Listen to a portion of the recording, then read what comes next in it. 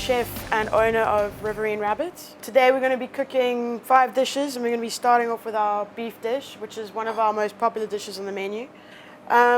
What we do at Riverine Rabbit is we mostly cook over a fire. We've got this wonderful piece of machinery called a Jasper oven. Basically, we cook at about 350 degrees Celsius in here during service, and then pre and post service we utilize it in a lot of different ways at a lower heat. The grill's nice and hot now. We're going to be searing off some thick flank. It's already been slightly seared and cured in honey overnight.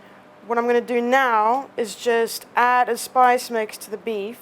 I can't tell you what's in it because it's secret. But there's quite a few spices, and there's a little bit of salt and black pepper in there as well. So the reason we cure the beef in honey is that it adds a wonderful sweetness to the beef, and it also tenderizes it slightly. We're using thick flank, which is a cut that is seldom seen served seared. It's also one of those things that is incredibly tough normally. So all we're doing now is giving those spices a bit of a char.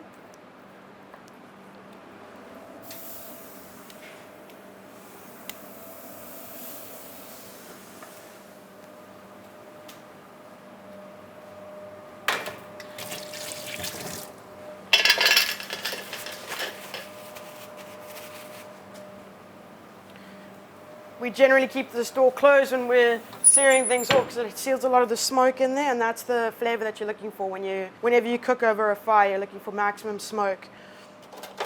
In the meantime, I'm going to get the rest of the dish ready. So we've got an egg yolk sauce, and basically what we've done is we have cured egg yolks overnight in soy sauce, and what happens is they take on this sort of dark color and they harden slightly. They're delicious as is, it's just the texture is not that appealing. So what we do is we blend them up with a little bit of olive oil, and what you get is this really, really silky egg yolk sauce.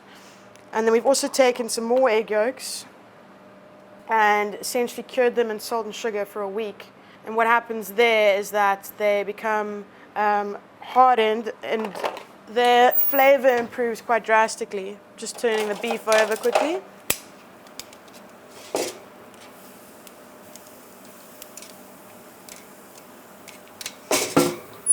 After the egg yolks come out of the oven, well, after they come out of the cure at least, they go straight into the oven at about 50 degrees Celsius, and we leave them in there overnight so that they dry out completely. And what you're left with is something that you can actually grate over the dish, and it adds texture as well as a lot of flavor.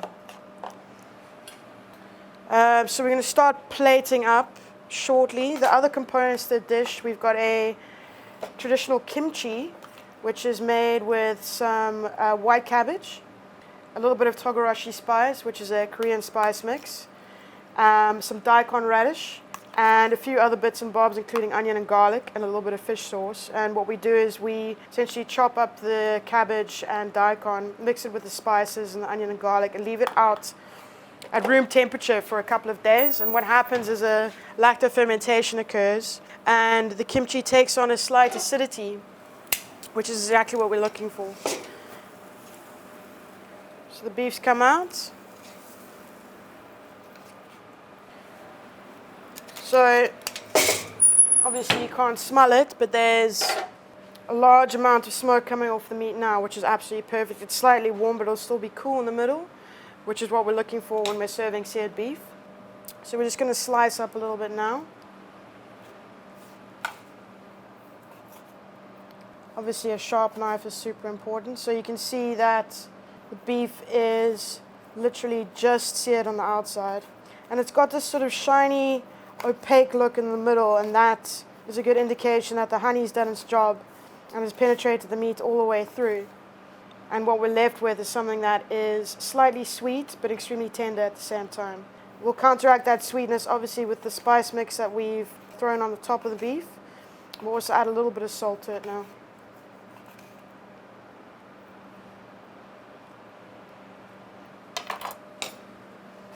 Just adding a little bit of flaked salt to it. We're also going to dress it ever so slightly. This is a dressing that we've made with a little bit of olive oil, a little bit of sesame oil, some fermented chili, and a little bit of honey as well. Everything that we add to a dish needs to be completely balanced. Nothing is overly acidic, nothing is overly salty, nothing's overly spicy. And that way, no matter what bite you get, you always get a balanced mouthful. So we're just going to dress the beef. This is one of our most popular dishes, obviously, on our a la carte 3-course menu, and it's also somewhat of a favorite on our tasting menu because it's quite light. It's a good way to start the meal off. Beef's I'm just going to add a little bit of the egg yolk sauce.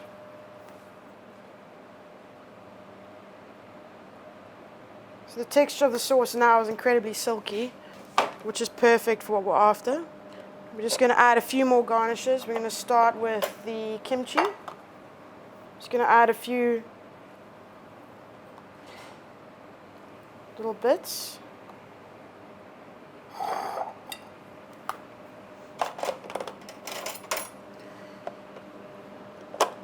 There's a little relish here that we call an XO sauce. Even though it's not a traditional XO sauce, it's basically just walnuts, black and white sesame seeds, some sesame oil, a little bit of fermented chili, and it's quite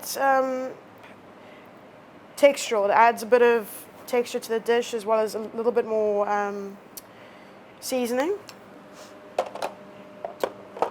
Then we've just got a couple of other garnishes. We've got some sliced baby radish, which comes from an allotment not too far from here.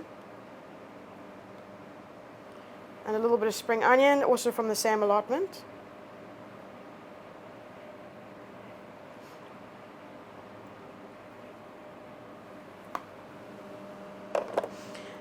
Finally, we've got some fried garlic. Again, texturally adds a lot of texture. It also adds a little bit of punch to the dish and goes well with the kimchi flavor. Texture is super, super important whenever we're coming up with an idea for a dish. So we're adding a little bit of crispy wonton pastry. So with each bite, you get a little bit of texture. And then finally, we're going to finish the dish off with some of that dried egg yolk. Obviously adds a bit of a visual feature to the dish, as well as it has a flavor similar to Parmesan, so that goes quite well with the beef as well. And that's it. That's our charred beef dish.